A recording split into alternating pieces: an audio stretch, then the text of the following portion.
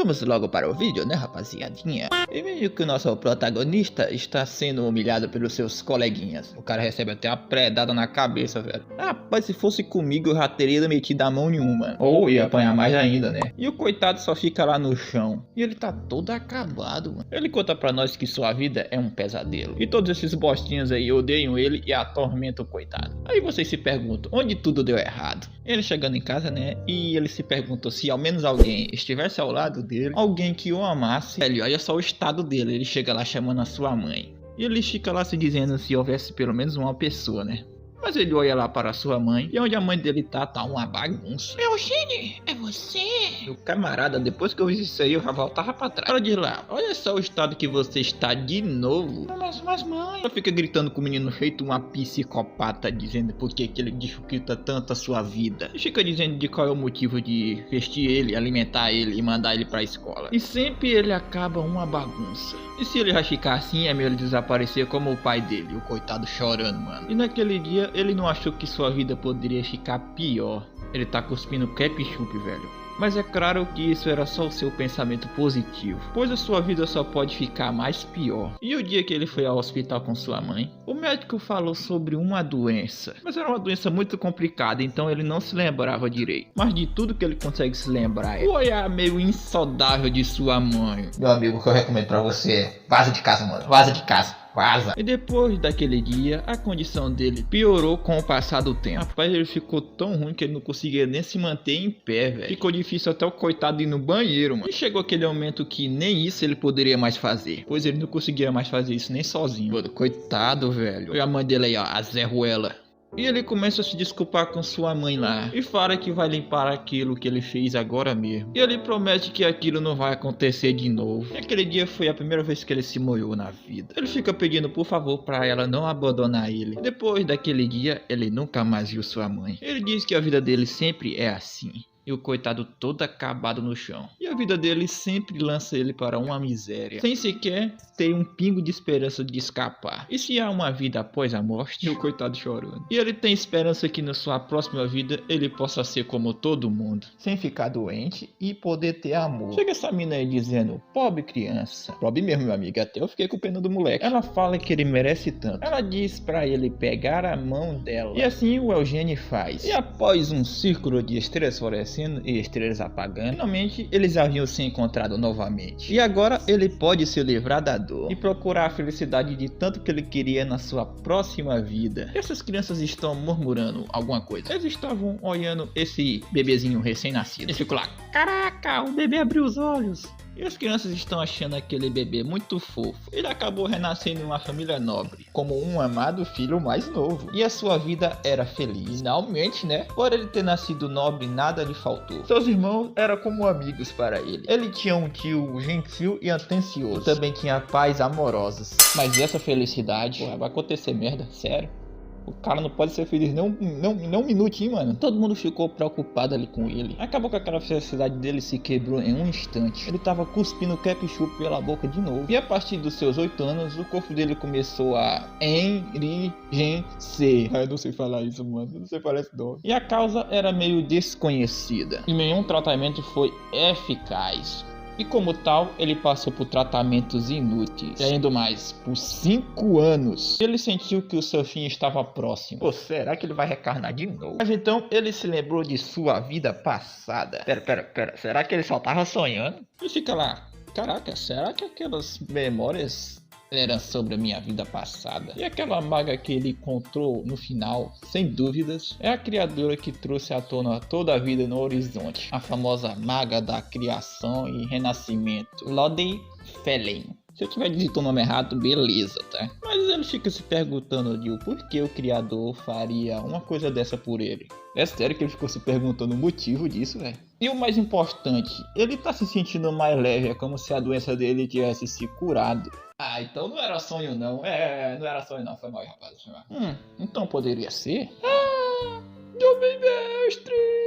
Ele olha lá sorrindo e diz que quer tentar caminhar. E diz que vai ajudar. E à medida que o tempo passava, as lembranças da sua vida passava se ajustavam. Ele fica feliz, né? Pois a criadora ajudou ele na sua vida passada, né? Escolheu ele como uma bênção. Ele tá querendo se lembrar de qual foi as palavras que ela disse pra ele naquele dia. Apesar de ele entender as intenções dela, já que ele é um mero humano, né? Ele não conseguia achar uma resposta satisfatória. Aí ele decidiu parar de se preocupar com isso e começar a viver sua vida a que a criadora havia dado para ele. Como o filho mais novo da família Felívia, o que guarda o mundo dos abismos nas fronteiras ocidentais do horizonte. Ele vai viver a vida de Felívia.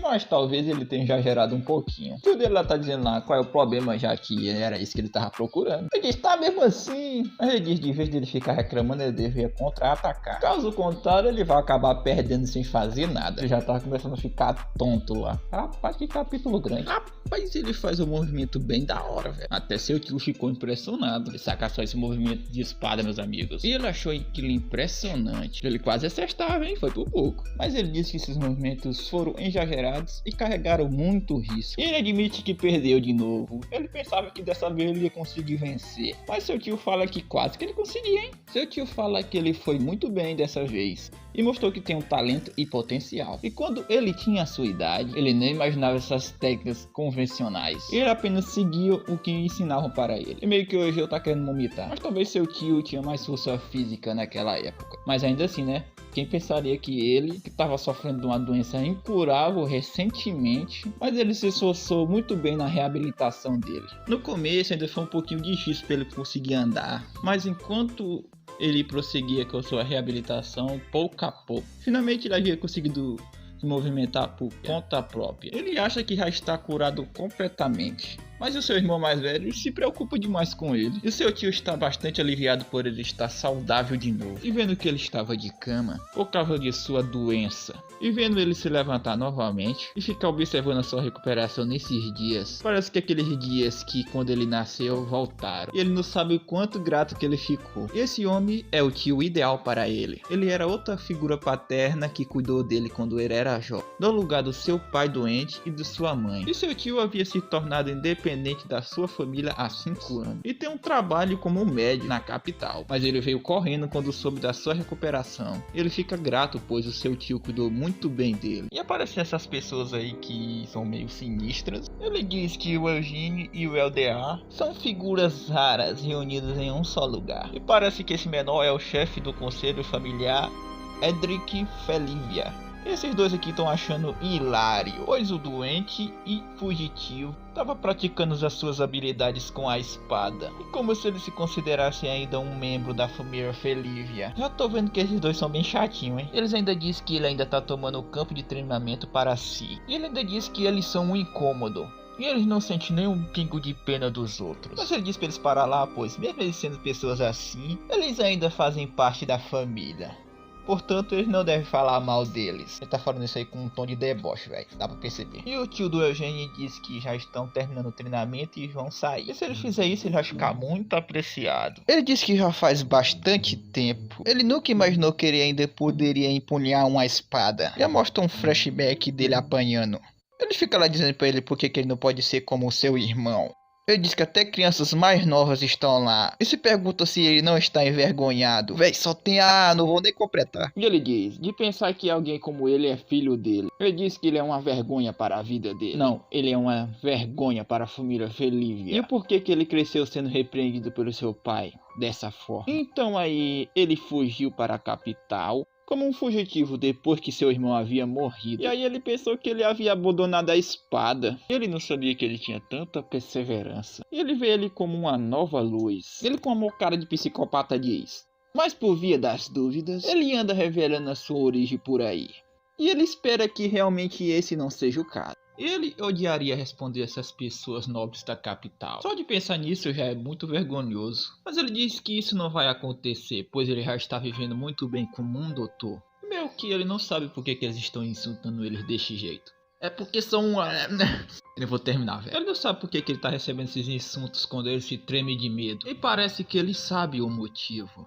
Pois as memórias da sua vida passada, a escuridão da sua vida passada está lhe prendendo. O doente da família Felívia e o fugitivo da família Felívia. É meio que um par perfeito. Eles com a cara de doente se perguntam se há uma razão deles andarem juntos. Eles acham, em vez deles fazer isso no campo de treinamento, eles deviam dar as mãos e desaparecer para sempre. Eles acham que isso beneficiaria a família. Agora isso aqui eu gostei, meus amigos. O Eugênio só mete um murrão no menor, velho. Pois ele não tem intenção de ficar preso na sua vida passada na escuridão. Todo mundo ali ficou impressionado. Já eu fiquei foi orgulhoso. O Eugênio tá dizendo pra ele retirar aquelas palavras que ele falou agora mesmo. Porra, o tio dele não é uma vergonha para a família Felívia. Pois os verdadeiros que estão fazendo vergonha para a família são eles. E que zombam e menosprezam os outros sem conhecer a honra deles. E também no seu passado ele não havia fazido nada, ele só ficou lá parado. E no seu passado anterior ele não é mais daquele jeito.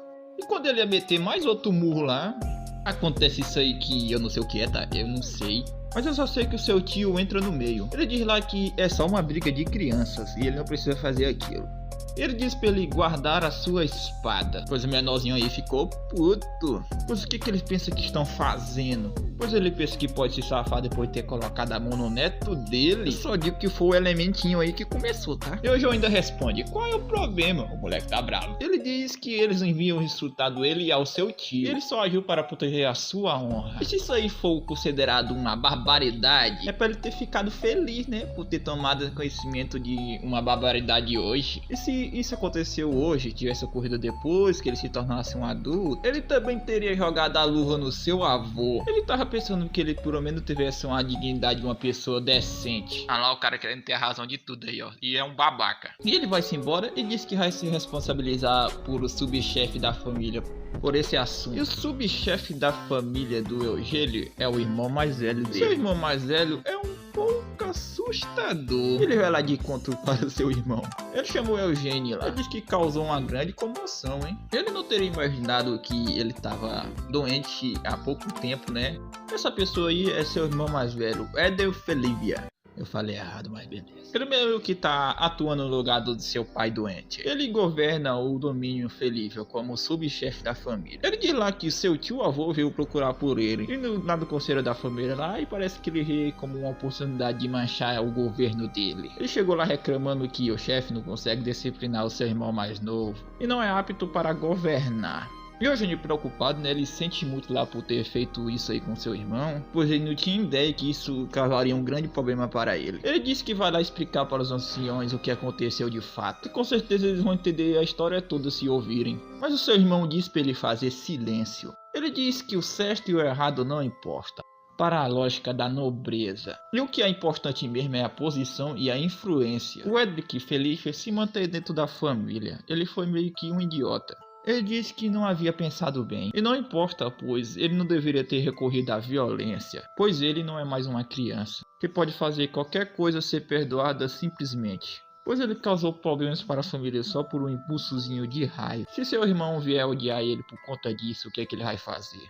E seu irmão diz para o Eugênio o que acha que ele falou quando seu tio estava gritando com ele sobre o assunto e perguntando como é que ele ia assumir a responsabilidade. Mas o Eugênio não sabe. Resposta simples, meus amigos, ele só mandou ele calar a bodega da boca. E a gente ficou besta, né, com a resposta dele. Ele disse: se alguém insultar ele mais uma vez, não sairá impune depois da sua reabilitação. E eles ainda vão enfrentar a sua espada. Eu pensando que o cara era um Zé Ruela, mas ele é gente boa, velho. E ele estava preocupado com o Eugênio, pois depois de ele ficar doente por tanto tempo, ele pudesse se tornar intimidado pelos outros facilmente. Mas ele está aliviado de esse não ser o caso. E ele disse para ele se manter confiante e orgulhoso, pois ele não precisa se acovardar, pois ele é filho de sua mãe e de seu pai. O Eugênio fica muito emocionado e tenta até dar um abraço nele. Mas no entanto, ele não pode deixar ele ir embora sem uma repreensão, né, mano? Olha, eu não te avisei claramente para não se associar com seu tio. Ele sabe que ele sempre admirou seu tio, mas estar perto dele não vai trazer nada de bom para ele. E hoje eu venho no aquilo, né, que é até seu irmão. Ele se pergunta de por que todo mundo odeia tanto seu tio. E o mais importante, ele disse para ele focar na sua recuperação. Mas em vez disso ele fica lá entrando em brigas. E ele vai ficar confinado por um mês. E Eugênio, isso se deu mal, hein? Não, o mês inteiro confinado é demais, véi. Agradeço por ter sido só isso, amigo. Velho, como é que se tem uns TYR pra chamar o nome do humano, velho? Vou chamar de Teles. Ele se pergunta se o Teles não tem pena dele, pois ele mal se recuperou e agora ele tá confinado. É de lá, realmente, pobre coitado. E se pelo menos ele não tivesse feito aquelas coisas, ele não tava preso aí, né? É de lá, qual é, Teles? É só um pouquinho. É de lá, de jeito nenhum, né? Porque ele tá querendo ir para o campo de treinamento. E se ele for pro campo de treinamento, ele vai denunciar ele imediatamente. Ele fica felizão lá, é só ele não ir pro campo de treinamento, né? Mas não é isso que ele quis dizer. Mesmo se ele pegar numa espada, ele vai denunciar ele. Ele acha que ele é muito mesquinho. Mas já que ele vai agir desse jeito aí, né? Ele tem um plano. E ele pode adivinhar o que ele tá querendo dizer, né? Mas ele não vai ouvir de qualquer maneira. Siga o mestre. Ele diz que vai aprender a usar magia. Ele quer aprender a usar magia como a Lord Philly aqui salvou ele. E vai se tornar um grande mago. E o Teles diz, ué, você não deveria estar refletindo aí não, hein, amigo? O Teles diz que estudar magia não é perigoso, mas ele acha que pode fechar os olhos para isso. Teles, tu é brabo, cara, tu é brabo. Ele não poderia fazer isso sem ele. E agora sua vida é um futuro que ele desejava sem doença. E a vida feliz que ele tanto almejava no passado. Ele diz adeus ao seu eu do passado. Embora ele não entenda muito o eu dele do passado. E da razão da Lorde Felicia ligar ele a ele. Mas ele promete uma coisa. Com a vida que ele deu para ele dará tudo de si por eles dois. Ele viverá sua segunda vida ao máximo. Seu tio vendo uma foto do Eugênio lá, mesmo depois de passar 5 anos nos piores da escuridão, a luz nele nunca se apagou. Ao contrário dele, né, que a luz se apagou com o tempo. Para o Eugênio que viveu uma experiência inesquecível, e a magia ele sentiu como se fosse seu destino. E após tentar tanto, ele finalmente conseguiu. E ele vê que aquilo que ele fez é um instrumento de cordas. Ele fez igual estava escrito no livro lá que ele leu. E aquilo é a base da magia de cordas. Mas meio que ele não sabe o que faz a seguir. E no seu desejo de aprender a magia, né, ele vasculhou todos os livros da biblioteca Felívia. Mas vê que o terceiro volume daquele livro que ele tava lendo sumiu. Mas também, né, o bagulho era de 200 anos atrás, né. Mas vê que aquela linguagem lá pra ele decifrar tava meio difícil. E como pode ser, né, a biblioteca Felívia ser mais bagunçada do que as livrarias da sua vida passada. E nesse ritmo aí, pra ele aprender com conta pop, levaria mais do que uma vida inteira para isso. Ele fica se perguntando se ele deve pedir para o seu irmão procurar um tutor pra magia, né? Mas ele sabe que seu irmão vai recusar, então ele não vai nem tentar. Mas mesmo assim, se ele conseguisse a permissão, pois os magos de Felívia são um pouco... esse bobadão aí mostrando as suas habilidades mágicas. Mas ele acha que os magos são meio estranhos aí. E ele gostaria de aprender com um mago mais típico. E aparece seu tio lá chamando ele lá. Ele disse que é uma coincidência, né? Pois ele também estava ali. Acho que não! Se pergunta o que ele tá fazendo ali sozinho. Ele diz lá pro seu tio que estava estudando sobre a magia e a mostra lá pra ele. Ele acha impressionante já que ele aprendeu magia agora. E aparece essa mina aí dizendo que parece que temos um companheiro mago entre nós. Ele diz lá que ele é seu sobrinho mais novo, Eugênio Felívia, e aí ele já havia mencionado pra ela algumas vezes. E seu tio disse que ela é a professora Estine. Ela é uma visitante da escola de magia. E ele estava mostrando a biblioteca para ela. Ela fica feliz de ver que o Eugênio está com boa saúde. E meio que ela não sabia que ele era um mago. E pergunta quando foi que ele começou a aprender sobre a magia. Pois o tio dele sabe que quando ele era jovem nunca aprendeu sobre isso.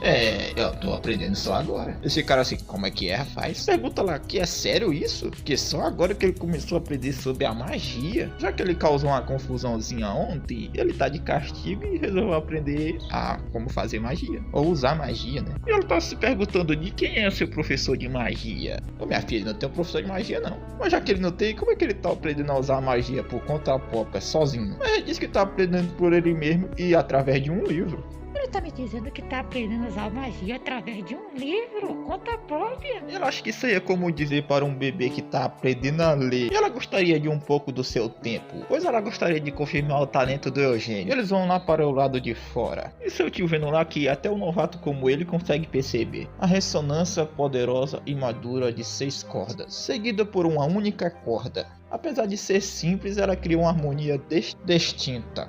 Isso é como uma sinfonia mágica. E o Eugênio está achando incrível, é uma sensação que ele nunca sentiu antes. Ele vê que aquilo é o mundo mágico. Magia é a arte de tocar as cordas. Assim a força de um mágico reside. O quão bem eles controlam a corda, estável para produzir tons precisos. E o quão lindamente eles podem se apresentar. No entanto, é surpreendente que uma criança que acabou de manifestar a corda já esteja acompanhando a performance da professora já associada. E Eugênio possui um sentido absoluto. Mas como a magia existe, além do reino dos 5 sentidos, e é um talento inato, ainda mais raro com mais potencial. E este presente surpreendente é associado com a inteligência para compreender um livro de magia teórica por conta própria. Ela diz que Eugênio tem um talento que brilha como uma estrela. Ela, com a cara meio bizarra, pergunta se ele não se considera se inscrever na escola de magia. Se Eugênio deseja estudar na escola de magia, ela vai apoiá-lo. Ele só achando incrível lá. Ele agradece a professora como um sonho realizado, mas ele meio que precisa obter a permissão, sabe?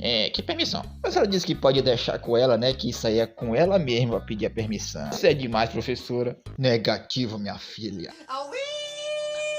Seu irmão tá dizendo nada dele refletir sobre suas ações, ele fez foi fugir. E ainda estuda magia. Ele disse pra ele colocar esses pensamentos fora de sua mente, pois ele é o descendente da família Felívia. E nascido como um dever de empunhar uma espada e proteger o horizonte. E se ele deseja abandonar o seu dever por um hobby novo, que é pra ele se lembrar do seu tio, né, que fugiu do seu dever e nunca mais será respeitado. E ela não esperava que a conversa ia ficar tão séria desse jeito aí, ela já tá com vontade até de sair. Mas ela diz lá pro honrado chefe da família que hoje a gente tem um talento esplêndido. Mas ele disse que é óbvio, ele tá ciente do talento dele. Você tá achando o que, minha filha? Você acha que quanto tempo eu já conheço meu irmão mais novo, hein? Ele aprendia as coisas muito rápido. Ele também era muito talentoso. Ele também já ficou surpreso com o gênio do Eugênio em várias ocasiões, mas ele entende completamente a reação da professora. O Eugênio lá atrás, para mano. E apesar desse talento que ele tinha, ele sofreu com aquela doença terrível e passou sua infância confinado numa cama. Ele entende do Eugênio querer experimentar coisas novas. No entanto, por mais lamentável que seja, o dever de Felívia é muito pesado para ser simplesmente ignorado. Não é algo para os estranhos se intrometerem. Ele entende o seu lado, mas o talento mágico de Eugênio não é algo para se ficar com circunstâncias tópicas. Tá bom, minha filha, então me diz aí que tipo de talento nós estamos falando aqui. E ela dá um exemplo, tipo a reputação ecoa por todo o reino do chefe da família. E ele é considerado o melhor espadachim do reino, e ainda sendo jovem. Então é o gênio entre os gênios. Mas no entanto, tal talento dele parece insignificante em comparação com o talento mágico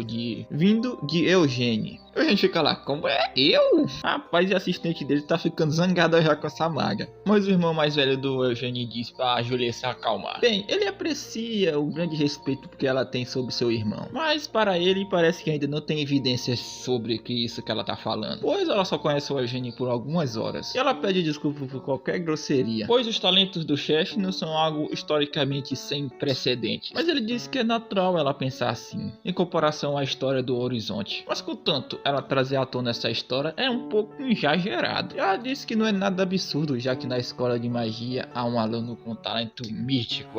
Ela é chamada de 13, discípula de Felen, e um nível de habilidade sem precedentes na história. E ela é Eugênio. Mas não é ele não. Ok.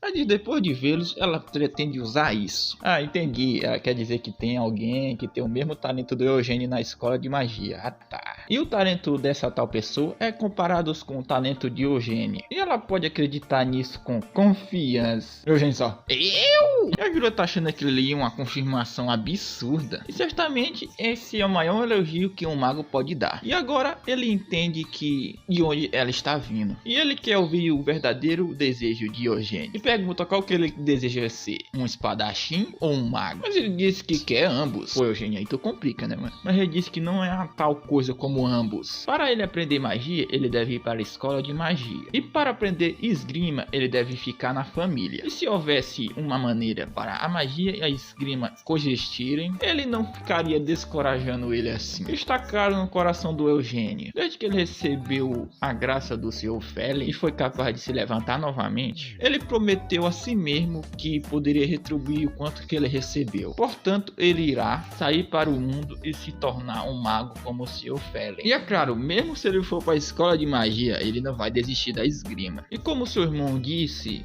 o sangue Felívia está nele. Ele tem o dever dever de proteger o mundo. Escolhe apenas um aí. Mas ele ouviu seu desejo, de que está tudo bem se ele quer se tornar um mago, seja através de livros mágicos ou de artefatos. Ele vai apoiar ele em tudo, mas primeiro ele tem que provar isso. Em apenas um mesinho, ele tem que cumprir os requisitos de admissão para a escola de magia. E se ele falhar, vai ser como se nada tivesse acontecido. Ele fica assim, caraca, um mês? Normalmente isso aí demora mais ou menos uns 10 anos, e pedir para fazer isso em um mês é uma condição absolutamente muito exigente, ele sabe disso. Mas se ele realmente tem um talento que a professora falou, então não deve ser tão impossível, né? E o Eugênio fica tão feliz que vai lá pra cima dele e agradece o seu irmãozão. E ele promete que não vai desapontar ele, pois ele vai trabalhar duro. E ele se pergunta se seu irmão está entendendo o que ele está concordando, né? Normalmente demora uns 10 anos para perder os requisitos. Isso aí é o mínimo para poder entrar numa escola de magia. Isso se uma criança talentosa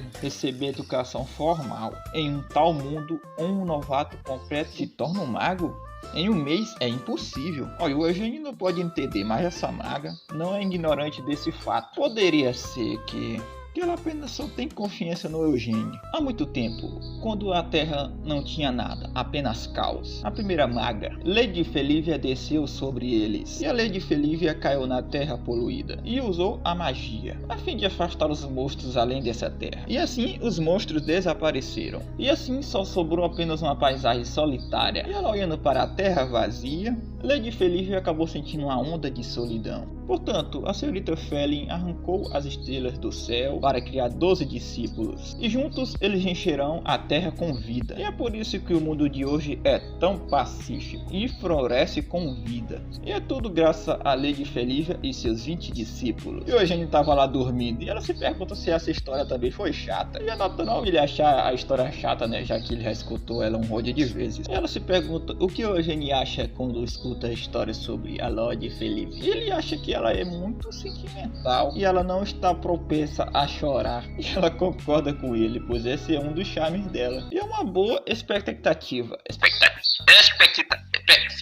Perspectiva, finalmente consegui. Mas por que não pensa como um mago por um momento? Por que ele pensa que ele chama esse ser supremo que criou a vida do horizonte em um mago, em vez de chamá-lo de um deus? Mas o Eugênio, pensando bem, por que é assim? Os milagres semelhantes aos deuses, os milagres da criação e da vida, também são as mágicas compostas por uma miríade de cordas. E essas cordas de magia são como cordas de um instrumento. E dependendo de como você as toca, elas são capazes de produzir vários fenômenos. E apenas uma corda pode produzir vários sons. Dependendo das vibrações, pode se transformar em água e fogo. E também transformar vento e raio. E em transformar em vida. E até transformar em mundo. E a magia básica de um mago novato é a criação mágica de Lady Felin. Operam no mesmo princípio, dentro da categoria dessas cordas. Como tal, a corda pode ser vista como alfa e ômega da magia. Pô, essa conversa é meio chata, mas faz parte da história, tem que contar, né? Senão não dá pra entender. E é por isso que a habilidade de um mago depende absolutamente das cordas. E quantas cordas eles podem manipular, o quão bem pode tocá-las. Esses dois aspectos definem a habilidade de um mago. E o Eugênio e seu talento e performance foram verificados naquele dia. E a habilidade de manusear delicadamente a corda é inata nele. E o que resta saber é quantas cordas ele tem. Mas ele diz que parece que só tem uma corda. Mas ela diz que sempre começa com uma corda. Começando com uma corda, é necessário realmente influenciar além das cordas sonoras. E com 4 cordas é a entrada para praticar a magia. Mas infelizmente não é todos que conseguem 4 cordas. O número de cordas de cada pessoa é fixo. E eles vão usar um dispositivo lá para saber, né, quantas cordas o Eugênio tem, né, de potencial. Mas ele fica lá preocupado, né, porque se ele tiver poucas cordas, o que ele vai fazer? Mas ela disse que ele não precisa se preocupar muito. Embora o número de cordas seja importante, não é tudo. Em alguns casos que tem muitas cordas é algo muito bom. Nesses últimos dias tem uns magos que estão obcecados por número de cordas. E na sua visão, isso é tolice e patético, como aqueles que não conseguem nem mesmo realizar magia intermediária, caramba, e adequadamente. Mas o Eugênio entendeu o que ela quis dizer. Beleza, rapaziada, eu vou encerrar por aqui. Espero que vocês tenham gostado, tá? E uma observação aqui, aqui só foi 2 capítulos, tá? Esses 30 minutos de vídeo só foi 2 capítulos. Então, pelo amor de Deus, deixa o like aí, se inscreve, mano, se você tiver curtido. E agora tem uma opção aí de hypar o vídeo, hype os vídeos do canal aí, rapaziada. Tamo junto, hein? E o Pix do Zona tá aí no primeiro comentário desfixado, seja membro e etc. E a gente se vê no próximo vídeo. Fui. Fiquem com Deus. Falou. De qualquer forma, não importa o número de cordas, e sim importante como ele vai saber usar. E requer bastante esforço para poder desenvolvê-lo. Então é tipo para ele não ficar preso ao número de cordas. E agora é para ele fechar os olhos lá e se concentrar na imagem da magia. E como o Eugênio percebe a magia. E aí ele cria uma corda. E a concepção de magia do Eugênio é uma força que libertou ele do seu sofrimento de sua vida passada. E para ele a magia é tipo uma libertação. E a professora lá felizona, né, que parece que ele vai ter uma bocada de cordas, né. Do nada ela fica meio desapontada. E parece que o Eugênio só tem uma cordinha. Só tem uma corda. Quando ela tava dizendo lá que o número de cordas não importa, meio que o dele só é uma linha. E como é que ele vai se tornar um grande mago só com uma corda? Professora, mas parece que até mesmo os céus podem ser cruéis para conceder um talento de ouro. Como a corda está além da compreensão. Ela pede desculpa para o Eugênio lá, pois ele só tem uma corda, então ele não pode ser um mago. Pois ela não estava esperando que aquilo fosse acontecer e ela sente muito. Pois ela não deveria ter dado falsas esperanças para ele. E meus amigos, o moleque entrou em depressão. Eles ficaram se dizendo como é que ele pode ser um mago como a Lorde Felívia com apenas uma cordinha. Ele pede desculpa para a Lorde Felívia, já que ela escolheu ele, né? Quando ele ia se chamar de fracassado, seu tio chegou com um guarda-chuva. É uma chuva repetida, né? Que bagunça. Mas ainda assim, é muito bom que nós não encontramos desse jeito. Você deve estar voltando da aula de magia, né? E aí, a aula foi divertida hoje? E o Eugênio foi abraçar o seu tio. Só queria saber, por que o autor desenha o design do Eugênio como se fosse uma mina, cara? Por que é isso, cara? E o Eugênio tenta dizer lá que não houve nada, mas ele não vai conseguir esconder nada com esse rosto aí pro seu tio. Ele não precisa agir como um adulto na frente do seu tio. E que ele se sentir à vontade lá pra falar do que tá preocupando ele. E ele chorando lá diz o que é que ele deve fazer, né? Já que ele não pode se tornar um mago. E o seu tio com a cola lá... Vou pensar aqui, né, mano? Olha, ele não sabe muito bem por que ele tá dizendo isso aí. Não é muito cedo pra ele ficar julgando, não. É verdade.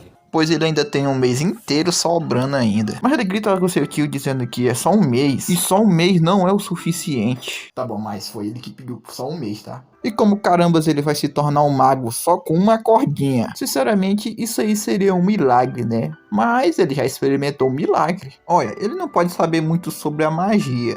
Ou entender o quão difícil deve ser. Mas como um doutor, ele sabe como foi milagroso para o Eugênio ficar de pé novamente. E metade da razão para ele ter se tornado um médico era para ver o Eugênio saudável novamente. O Eugênio fala para ele parar de deixar ele envergonhado e sentimental. Mas também esperar por um segundo milagre é apenas uma ilusão. Mas também é ridículo em apenas um mesinho, né? Tu vacilou feio, moleque. Olha, mas mesmo assim, só um mês, né? Pra poder conseguir algo. Mas é o tempo suficiente para ele dar o seu melhor. E por que não adiar o seu desespero para apenas depois de um mês? O Eugênio vê que ele está certo. Ele agradece o seu tio. Graças a ele, ele sabe que deve fazer. E ele não precisa mencionar isso. Mesmo sem o conselho dele, ele choraria um pouco e depois tentaria de novo. Pois esse é o tipo de pessoa que é o Eugênio. Ele foi lá perguntar pra professora, né, se tem como ele ser um mago só com uma corda. Mas ela disse que, claro, né, que não é impossível. Mas isso aí é hipoteticamente teórico. Como ela é uma educadora, né, ela não pode se dizer que é difícil dizer para um aluno que seja possível, né. Mas ele disse que está de boas. Não importa o quão difícil seja, ele quer tentar. Mesmo assim, né, ele tem o mês inteiro, mesmo que ele desanime do fato de ter só uma cordinha, ele precisa tentar para depois não se arrepender. Bom, e ela realmente falhou como uma professora, pois nem o seu aluno desistiu, né? Ela desistiu muito cedo. Ela disse que eles vão tentar, né? Se não tem precedente, só basta criar um, né? Ela mencionou antes, né, que ele precisa de 4 cordas para ele poder usar magia. Pera, ela mencionou. Mas isso aí não significa que ele não pode usar magia com menos cordas, né? E a maneira de usar a magia com apenas uma cordinha é... Sim... E ele precisa usar a sua única corda como se fosse 4. E o método para isso ele vai precisar descobrir sozinho, porque ela não sabe. Sim. aí. Esse protagonista se lasca, mano. Ele tá lá tentando, né? Mas falha miseravelmente. Ele se pergunta de o porquê é tão difícil, pois a corda estoura facilmente. E se ele tentar ir depressa, parece que também não vai funcionar. Ele se pergunta se faz sentido usar uma corda como se fossem 4. Lá ele, amigos. Isso é como colocar um elefante dentro de uma geladeira, né? Ele se pergunta por que esses pensamentos estranhos continuam vindo. Ele tem que parar de pensar nessas besteiras aí e focar. Esse é o único jeito de ter sucesso. Aí chega os irmãos encrenca e pergunta o que ele tá fazendo. Mantenha abaixo aí, neg, porque tu tá aí pinando aí, meu pai, o nariz aí, meu neg. Tu só tem uma corda, meu neg. Parou. Não vai igual zona não. Parou. O outro lá se pergunta por que ele tá praticando magia com apenas uma corda. Ele responde, né, que ele não é mais besta, só diz pra ele deixar ele lá sozinho. E se pergunta se ele não quer apanhar igual da última vez, né? Você está me desafiando, é? Talvez. E se pergunta o que ele tá querendo dizer com isso, hein? E ele diz lá que se fosse um duelo de verdade, ele teria morrido naquele dia. Ah, mano, não. Ele diz lá, já que ele tá tão amargurado, por que ele não briga de verdade, então? E na verdade, ele veio para isso mesmo e chamou o maluco de inválido, sendo que ele não é mais inválido, tá bom? Mas ele acha que uma luta de verdade é um pouquinho... Mas ele disse que não tá sugerindo uma luta de bárbaros, calma lá. Em vez disso, ele quer competir com honra contra ele. Ele quer enfrentar provavelmente o abismo da linha de frente. Como, por exemplo, caçar bestas demoníacas e lá cair no vazio. Mas o Eugênio acha que aquilo ali é loucura.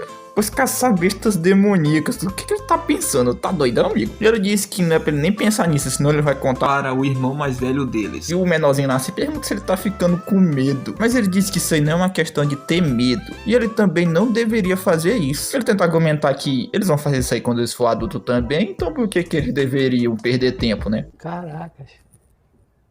Porra! Ele só diz lá pra deixar esse covarde aí e eles ir. Hoje a gente tenta dizer que eles não são adultos ainda, então é óbvio que não dá pra caçar bestas demoníacas, isso aí não é brincadeira de criança.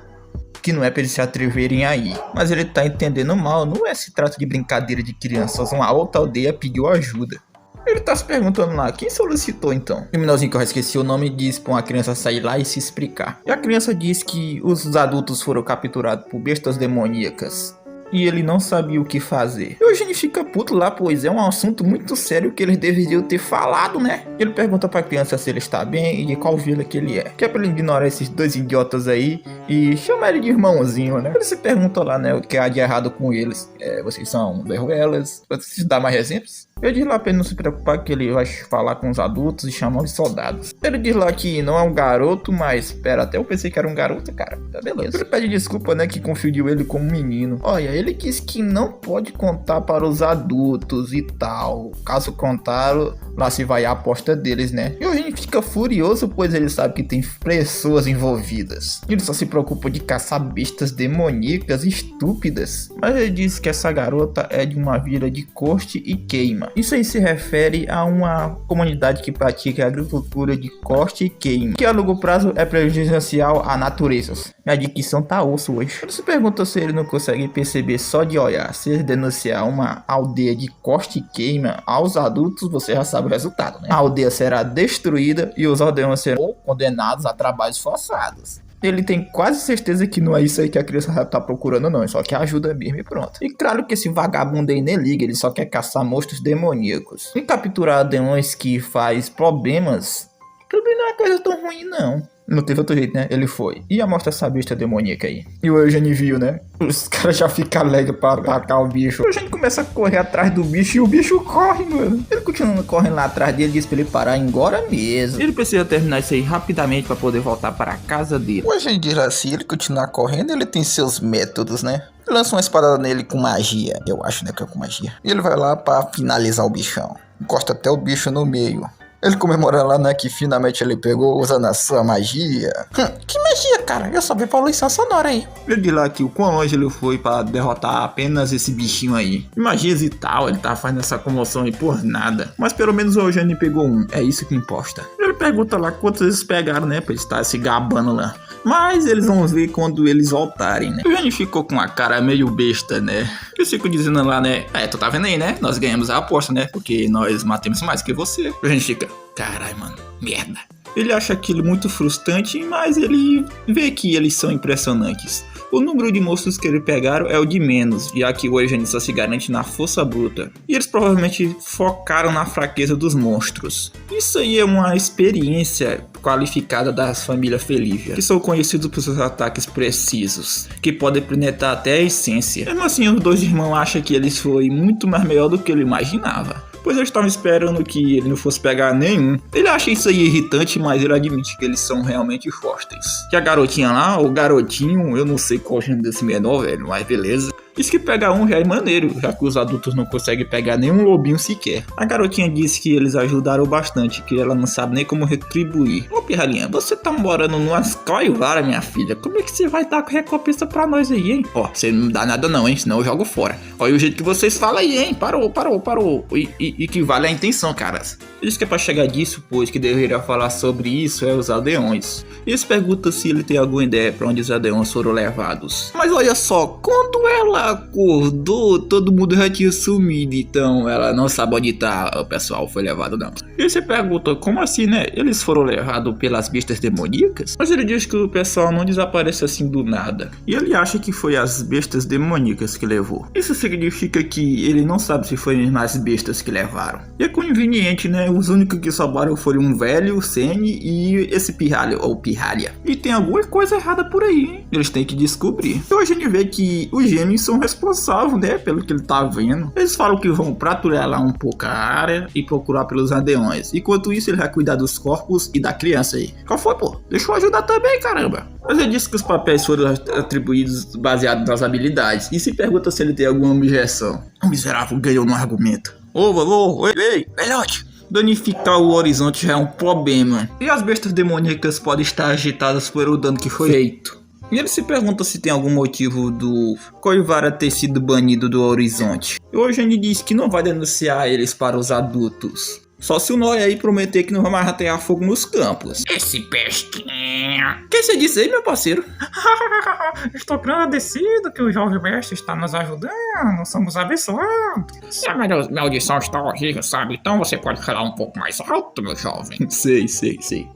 Ele disse que não vai mais trazer esse assunto à tona, por enquanto. Mas pelo menos ele quer uma explicação da situação dos tais aldeões desaparecidos. E também por causa das bestas demoníacas que invadiram. Pois isso aí tá meio estranho, por nem tem sinal que atacaram o vilarejo. E as bestas que estão aí em redor do vilarejo só são lobos comuns. E se os lobos tivessem levado eles, ia ter rastros no chão, né? E hoje a gente se pergunta o que tá acontecendo. E o velho lá com a cara de puto, esse daí sabe de alguma coisa.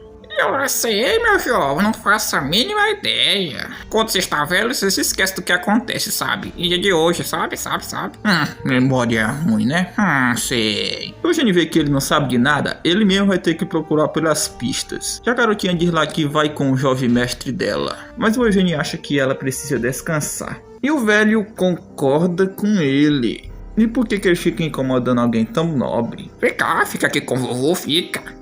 E o velho pede perdão lá, pois ela é uma criança imatura. Mas ele não precisa ficar pedindo perdão por isso, pois ele só tá preocupado que ela deve estar cansada e tal. E ele acha estranho, né, pois o clima mudou do nada. E ele diz que a pobrezinha deve estar cansada, né, de ter vagado tanto. E hoje a gente vê que tem algo de errado com esse velhinho aí, hein. E ele diz que vai banhar ela e colocar ela pra dormir. Come aí, amigo. E ela não quer, pois por que ela tem que banhar com esse velhinho aí? Aí ele diz lá que o que tem de errado, né? Um garoto não deve se envergonhar por isso. Mas tipo, não é ele, ela é ela, caramba. Aí hoje a gente lembra, né, que ela disse que é uma garota e não um garoto. Ela tenta dizer lá, né, que ela não é um garoto, em sim uma garota. Tu tá gaga, é velhote. E o Eugênio decidiu levar a Jin com ele. E ter alguém pra guiar ele não é uma péssima ideia. Aí ele entendeu, né, que ele pode levar ela com ele. E o velho com a cara de zangado. Mas ele diz lá para o jovem mestre, pois ele deve estar surpreso, né, já que eles vivem uma vida de recluso, pois as vidas deles são desse jeito aí. E se ele sumisse hoje ou amanhã, não seria nada fora de normal. E não é pra ele se encher de problemas só por conta de inferiores como eles, que é apenas pra ele seguir a vida dele normalmente. Tem alguma coisa errada com esse velho. A gente perguntou, né, por que o velho é tão bizarro e estranho. E ele disse que isso aí já faz mais ou menos um mês que ele tá desse jeito aí. Ele parecia normal hoje, mas depois ele não conhecia mais nem os próprios aldeões. E de repente ele começou a desenhar umas coisas estranhas numa pedra. E tinha até os adultos dizendo que ele ficou gaga, ou algo do tipo. E agora, e o que eles vão fazer, né? E o Eugênio pergunta pra ele onde tá aqueles desenhos estranhos que o velho fez. E quando o Eugênio vê, né, ele fica até surpreso. Ele tava esperando que não fosse o caso, né, que ele tava pensando. E a gente se pergunta se ele sabe o que são aqueles desenhos. Mas é claro que o Eugênio sabe o que é. Pois as pessoas de Felívia aprendem a ler e escrever esse símbolo antes de crescer, sabe? E ler e escrever. E esse símbolo se trata do Nêmesis. E se eles estão envolvidos, as coisas vão ficar um pouquinho complicadas.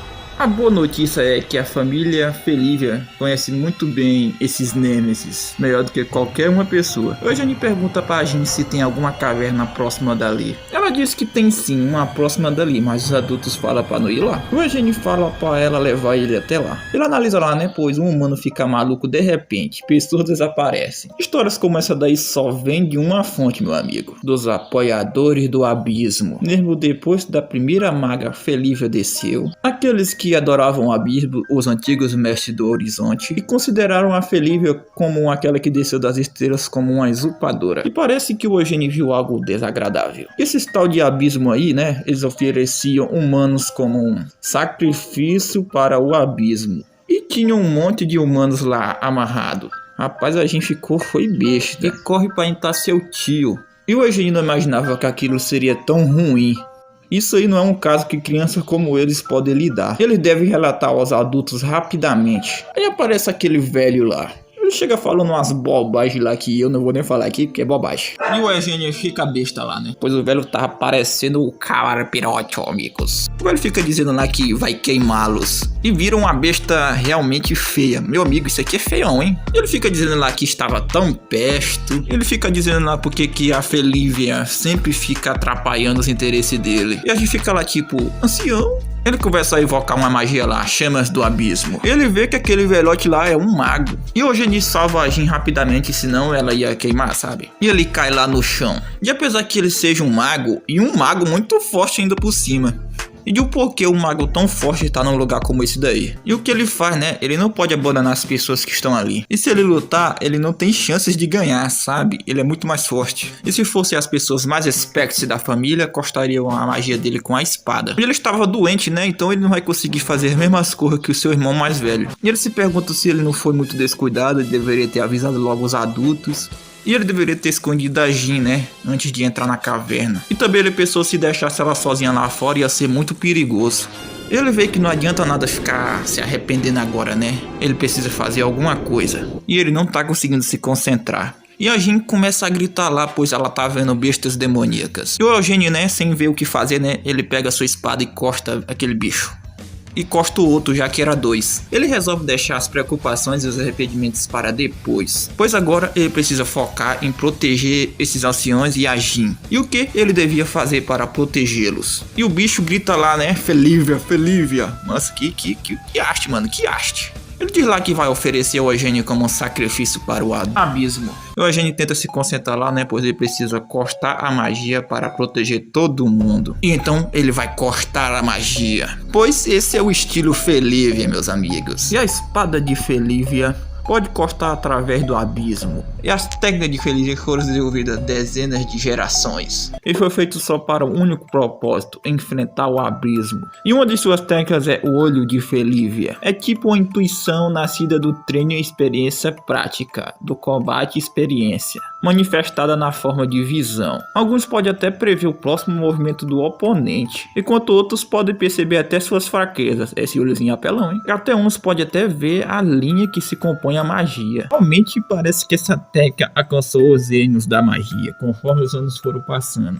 Mas essa técnica aí não é uma técnica que ele desenvolveu, né, já que ele estava doente, em cama. Ele não pode manejar, né, como os dos espectros da família Felívia. Mas se ele limitar apenas uma única coisa para a magia e para alinhar as linhas sozinhas, E o bichão indo lá pra cima dele, dizendo pra ele ir de Vasco. Mas até ele, né, pode costar. Parece que o encanto mágico dele foi costado por um amador como o Eugênio. E o Eugênio precisa confiar em si mesmo. Já que o assunto é linha, ele consegue ver. Manejamento de linhas. Oh, você pode não exagerar aí, meu amigo? Isso é algo que ele praticou bastante. E ele tá ficando meio zangado, pois o encanto dele tá meio que falhando. Mas se ele tá achando que ele veio para ferir você e tem um plano, ele tá muito enganado. Ele taca um poderzinho no Eugênio, que chega, explode e o coitado do Eugênio cai lá no chão. E a gente preocupada vai perguntar se o jovem mestre está bem. Mas ele tá bem, já que o casaco dele tem um encantamento protetor. Mas foi muito rápido que ele nem conseguiu ver.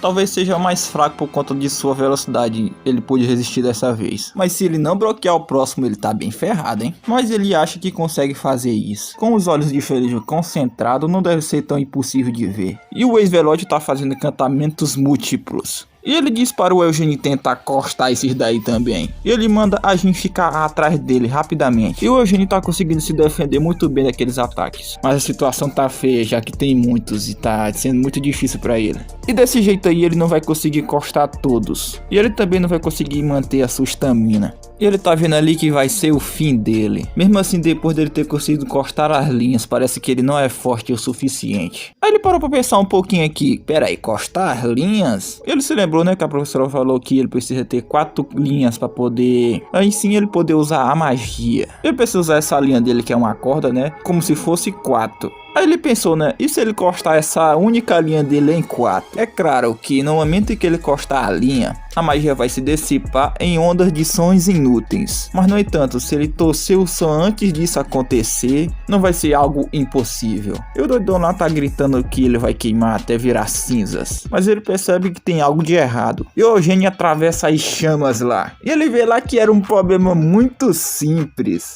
Já que é complicado cortar linhas dos outros, então ele vai cortar a sua própria linha. E ele mete uma facada naquele velhote lá. E ele vê lá que o Pirralho todo esse tempo era um mago, mas ele não viu ele usando magia.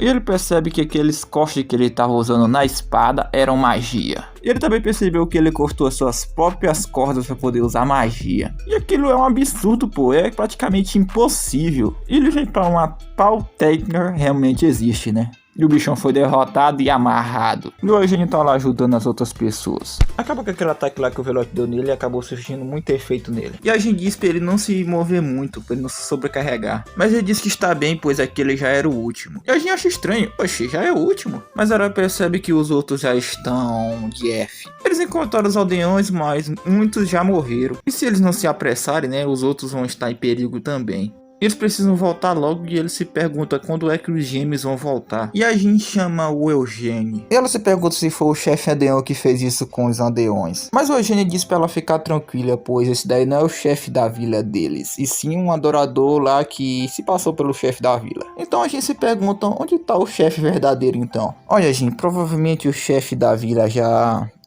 não sei como vou dizer. Ela diz que ele não precisa dificultar as coisas, que ele não precisa dizer nada. Ela já imagina o que aconteceu com o chefe do vilarejo, né? E para essas pessoas a morte é algo bastante familiar. Então até mesmo a criança aprende a aceitar isso como se fosse um adulto. O Eugênio era do mesmo jeito antes da Lorde Felível o salvar. O Eugênio pode ter sido salvo, mas essas pessoas aí não foram não. E a gente se pergunta de por que os adoradores do abismo fazem essas coisas aí. O Eugênio acha que eles acreditam que essa é a única maneira de purgar o pecado e que isso aí também agrada o abismo. E é por isso que eles se aproximam de pessoas que são desesperadas por ajuda e ficam com palavras gestis como salvações só para enganá-los. Mas não pode se deixar enganar pelas palavras deles, pois afinal, né, o que eles chamam de salvação é esse bem daí, ó.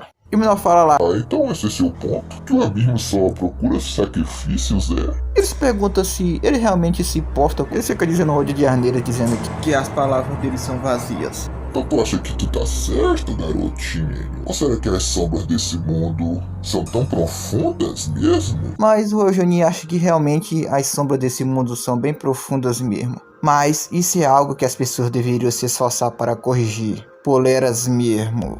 E eles não rezam para uma divindade malévola que vive de sacrifícios humanos. E que é para ele não se iludir e ficar achando só que o mundo é imperfeito e que ele pode ficar se justificando seus atos doentios. E ele ainda fica mandando o Eugênio calar a boca. Fica dizendo pra ele ser grato ao abismo e blá blá blá. E parece que tá acontecendo alguma coisa. E ele diz que o abismo respondeu ele. E os dois irmãos chegam lá, dizendo que se hoje a gente estiver ali é pra ele sair e ajudar eles. Ele sai correndo lá se perguntando o que foi que aconteceu com eles e tal. E ele vê que eles estão machucados das pernas lá. Ele diz que tá de boa, que ele consegue ainda lutar. Mas o mais importante é que ele pede desculpa lá pra ele, pois ele deveria ter escutado ele. E hoje, nem ouvindo aquilo, ele se pergunta o que foi que aconteceu com eles. E aparece um olho gigante no céu. E hoje ele vê que o olho do abismo está no céu. E começa a sair várias mãos gigantescas no céu. E hoje ele fica besta, mano, porque ele não sabe o que tá rolando. Mano, mas que caramba está acontecendo? E o menor lá tá morrendo de rir, pois o abismo mandou seu aliado. E aquele é o emissário do abismo. Ele tá dizendo para o bicho lá usar o corpo dele para poder voltar à sua forma corporal. Já mostra uma janela. E o tio do Eugênio tá tomando um cafezinho. E eu mostro uma foto da família toda cortada e só a do Eugênio que tá inteira. E ele vê que tá bastante tarde e se pergunta se deve encontrar com o seu sobrinho. E o cara tá com umas coisas esquisitas no corpo dele. O Eugênio vendo aquilo ali, né, diz para os gêmeos evacuar os aldeões. Ele sente muito pedir isso, já que ele tá ferido também, né, mas ele tem que cuidar disso. E ele olha pra trás, né, um dos gêmeos, e vê o morador do abismo. E ele se pergunta o que foi que aconteceu, né, quando eles estavam fora. Ele se pergunta se ele estava enfrentando aquela coisa sozinho, pois enquanto ele estava salvando as pessoas, ele aponta a espada lá pro rumo do Eugênio. Ele diz que ele tem coragem, mas a sua estupidez é um grande problema. Ele diz que deveria ser o contrário, ele que deveria estar bloqueando e o Eugênio evacuando. Mas ele tá feliz aí, ô cabeça dura, tá maluco? Mas ele diz pra ele olhar pra situação de como é que ele vai evacuar os cidadãos com a perna dele machucada. Mas ele diz pra ele não ficar preocupado, que ele não planeja morrer ainda, que é pra ele informar a família. Pelo menos ele vai tentar, né, sobreviver de alguma forma. E ele já fez a sua parte e diz pra ele deixar ele assumir dessa vez. E que é pra ele deixar ele assumir a responsabilidade por ter arrastado ele pra essa encrenca. E aquele ex-velhote diz que eles estão acabados. Ele grita lá por missão e esses dois aí são oferendas para ele. Ele diz que eles são carne danificada e os dois não sabem o que isso significa. Isso significa que esse bicho não está no seu estado original ainda. Então qualquer meio deve ser necessário. Ele deve parar enquanto ele está incompleto. Mas essa besta aí é algo mesmo que o humano pode enfrentar. Mas nada vai se resolver se ele ficar com medo. E ele diz lá se ele não tá ouvindo ele. Mas ele diz lá, ô meu nobre, tu não vai conseguir derrotar esse cara sozinho. Nós juntos vamos conseguir. E ele também percebeu uma coisa, né? Já que tá tendo essa comoção toda, provavelmente os adultos já notaram. Olha, pode até que ser verdade, mas o que vai fazer diferença eles enfrentar essa besta juntos? Mas tá tranquilo, é pra ele confiar nele. E ele vê lá que ele tá usando os olhos de Felívia. E como que ele tá usando? E parece que essa batalha aí vai ser insanamente insana. E ele vai se concentrar e desviar dos ataques. E o Eugênio se admira do que ele tá vendo. E o monstro faz alguma coisa lá, que levanta o Eugênio e o menorzinho lá, que dá um estrago danado no Eugênio, meus amigos. E ele vê que aquilo é impossível, pois o bicho derrotou eles com apenas um soco. E quem tá feliz, olha quem tá feliz, o velhote. E ele disse pra ele compreender, né, que ele ficou zombando e tal, né, e agora ele tá vendo como ele vê que a crença dele é verdadeira. E ele pede desculpa para o Robert, né, pois se ele tivesse ouvido ele, pelo menos alguma pessoa poderia ter sido salva. E se fosse seu irmão ali em vez dele, o resultado poderia ter sido bem diferente. E aquele bicho começa a soltar magia lá. E parece que tudo vai ser destruído. Ele repete lá, né, que lá estão os sacrifícios que ele jurou para ele. E o Eugênio pede desculpa e se levanta, porque ele é meio fraco. E o ex-velhote se pergunta como é que ele consegue se mover ainda. E ele pelo menos, contando que seu corpo possa se mover, nem que seja por um minuto, nem que seja por um minutinho, ele vai proteger a todos. Faz um fudendo corte, meus amigos. E o velho tá achando aquilo ali impossível, pois ele cortou aquele ataque poderoso lá, e a espada dele foi de arrasta, meus amigos. Ele leu o fluxo das cordas lá e cortou. Aquilo é praticamente impossível. Ele se pergunta se tem alguma magia que ele não consiga cortar, pois ele é um novato. Ele sorri lá e cai no chão, né, pois sua espada tivesse intacta. E tem algumas estrelas usurpadoras cuidando do Eugênio. Aí ele fica se perguntando quem é esse garoto afinal. E antes que esse garoto cresça ainda mais, ele precisa matar ele. Mas quando ele ia fazer isso, o tio do Eugênio chega e diz lá, parou aí meu amigo, você não vai matar meu sobrinho não. Pois ele é seu querido sobrinho e ele não pode deixá-lo simplesmente morrer, né? Depois de muito tempo, o Eugênio acorda lá. Quando ele acorda, ele vê que o seu tio tá segurando ele. Mas ele diz lá que veio buscá-lo já que ele tava atrasado lado, né? Aí ele se lembra daquele bicho que tava atacando eles. E ele disse pra seu tio que eles têm que fugir dali rapidamente. Mas ele disse pra ele não ficar preocupado, pois tudo já está acabado. Mas a gente fica tipo assim, mas como é? Mas agora eles vão voltar e depois conversar. E bom, eu vou finalizar o recap por aqui. Espero que vocês tenham gostado. Se gostou, por favor, deixa o like aí e se inscreve. Esse aqui deu um trampinho, mano. Tive uns problemas técnicos também com a minha net, então demorei bastante pra entregar pro Mano Zona. Se você tiver alguma graninha aí, tá? O Pix do Zona tá aí no primeiro comentário fixado, beleza? Se você puder virar um membro, vira aí, beleza, meus manos? E um salve para os membros desse canal maravilhoso. Desculpa também por uns áudiozinhos que tiver ruim aí, porque meu mic tá meio ruimzinho, tá? Foi mal. E essa obra tá muito boa, velho. Espero que vocês estão curtindo, tá? Eu tô curtindo muito narrar essa obra. Muito boa ela. Teve até desenvolvimento de personagens dos irmãos lá, mano. Eu curti isso. Meus amigos, também a arte é muito boa, velho. Muito boa a arte dessa obra. Meio que eu achando estranhozinho que às vezes o autor faz o design do personagem como se fosse uma personagem feminina, mas tirando isso, a arte desse mangá é muito boa. Então espero que vocês tenham gostado e a gente se vê no próximo vídeo. Fui, fique com Deus. Tchau, tchau. Comentei e hype o vídeo aí, tamo junto.